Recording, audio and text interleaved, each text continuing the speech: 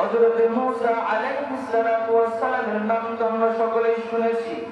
হযরত মূসা আলাইহিস সালাতু ওয়াস সালাম একদিন আল্লাহ তাআলাকে ডাক দিয়ে বলতেছেন, ও আমার রব, আমি আপনার কাছে একটা প্রশ্ন করতে চাই, আমি আপনাকে একটা বিষয় জিজ্ঞাসা করতে চাই।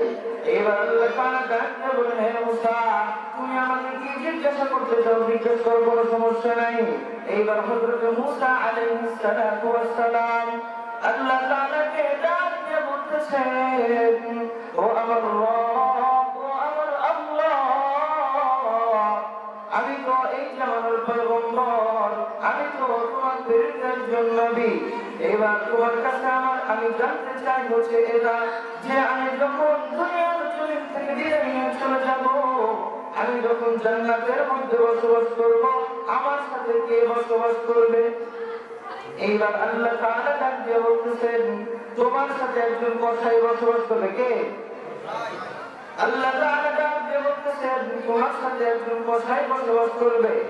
এইবার এই আল্লাহ নবী মূসা চিন্তিত হয়ে গেলেন যে আমি হচ্ছে এই জামানার শ্রেষ্ঠ পয়গম্বর, আমি হলাম একজন নবী, আমার সাথে কিভাবে একজন কসাই জান্নাতের মধ্যে বসবাস করবে? এইবার আল্লাহ তাআলা কাছে বলতেছেন, ও আমার রব, ও আমার আল্লাহ, এই কসাইয়ের কি এমন আমল আছে যে আমলের বিনিময়ে আমি নবীর সাথে জান্নাতের মধ্যে বসবাস করবে? আমি ওই কসাইয়ের কাছে যাইতে চাই এবং দেখতে চাই এই কসাই কি এমন আমল করে। এইবার আল্লাহ তাআলা এই কসাইয়ের ঠিকানা দিয়ে দিলেন।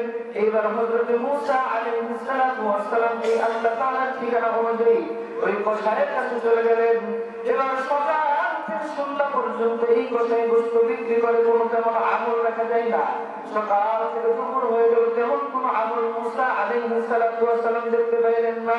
এবার সন্ধ্যা হয়ে গেল, তারপরে ওইরকম কোনো আমল দেখতে পাইলেন না যে আমলের বিনিময়ে মূসা নবীর সাথে জান্নাতের মধ্যে বসবাস করবে।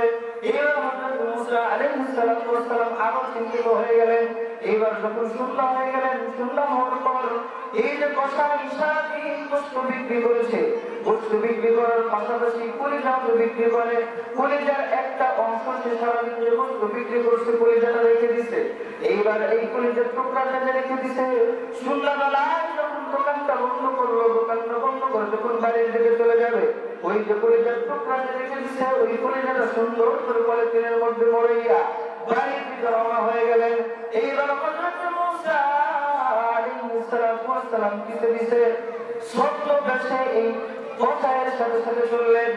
এইবার যখন কসাইয়ের বাড়ির মধ্যে চলে গেলেন, হযরত মূসা আলাইহিস সালাতু ওয়াস সালাম এই কসাইকে ডাক দিয়ে বলতেছেন, ও আমার ভাই, আমি এই রাস্তা দিয়ে যাইতেছিলাম, আমি একজন পথযাত্রী, এখন রাত হয়ে গেছে, তোমার কাছে আমার একটা আবদার, তুমি কি আজকে তোমার বাড়িতে একটু আমাকে থাকতে দিবা?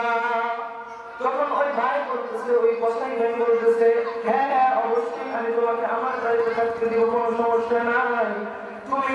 তুমি রাত থেকে সকালবেলা তুমি তোমার রাস্তায় চলে যাবে, আমি আমার কাজের জন্য বের হয়ে যাব। এবার এই কসাইয়ের অনুমতিতে হযরত মূসা আলাইহিস সালাতু ওয়াস সালাম যখন বাড়ির মধ্যে প্রবেশ করলেন, প্রবেশ করার পর একটা রুমের মধ্যে তাকে বসতে দেওয়া হলো।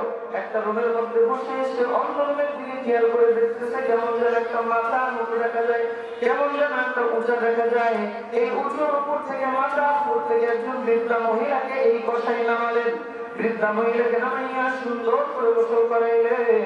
সুন্দর করে গোসল করাইয়া ওই যে কলিজার টুকরা নিয়ে আসছিল, এই কলিজার টুকরা সুন্দর করে রান্না করে ভুনা করে ফিরিয়ে ভুনা করে রুটি বানাইয়া এই মহিলাকে খাওয়ায়। এইবার হযরত মূসা আলাইহিস সালাতু ওয়াস সালাম পাশের রুম থেকে দেখতেছে, পাশের রুম থেকে দেখতে দেখতে এই রুমের মধ্যে এবার চলে এসে বলতেছেন যে এই মহিলাটাকে হযরত মূসা আলাইহিস সালাতু ওয়াস সালাম এই কসাইকে ডাক দিয়ে বলতেছেন, ও আমার ভাই, এই মহিলাটাকে।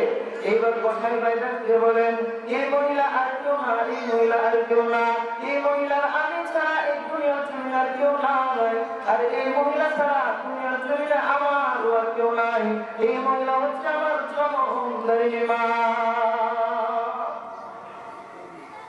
এইবার হযরত মূসা আলাইহিস সালাতু ওয়াস সালাম এই কসাই ভাইকে ডাক দিয়ে বলতেছেন, ও আমার ভাই, বুঝলাম আর মাংস এই রুটি আর গোস্ত করে যাবে খাওয়াইতেছ, খাওয়ানো অবস্থায় দেখলাম বীর বীর বীর বীর বীর বীর করে যেন তোমার মা কি বলে, বীর বীর বীর বীর আওয়াজ করে যেন কি বলে বোঝা যায় না। এইবার এই কষাইটা দিয়ে বলতেছেন আমার মা একটা পাগলা দোয়া করে, কি দোয়া? পাগলা দোয়া, যে দোয়া আল্লাহ তাআলা কখনোই কবুল করবেন না, এরপরেও আমার মা এই দোয়াটা করে। এইবার আল্লাহ নবী হযরত মুসা আলাইহিস সালাতু ওয়াস সালাম ডাকতে বললেন কি দোয়া করে? এইবার ওই কষাই ডাকতে বলতেছে ও আমার ভাই, আমার মাকে যখন আমি খেদমত করি, আমার মাকে যখন আমি খাওয়াই, আমার মা আমার উপর খুশি হয়ে দোয়া করে। এই জামানার একজন শ্রেষ্ঠ পয়গম্বর, এই জামানার একজন নবী, এই জামানার সবথেকে শ্রেষ্ঠ পয়গম্বর হযরত মুসা আলাইহিস সালাতু ওয়াস সালাম নামে একজন পয়গম্বর আছে।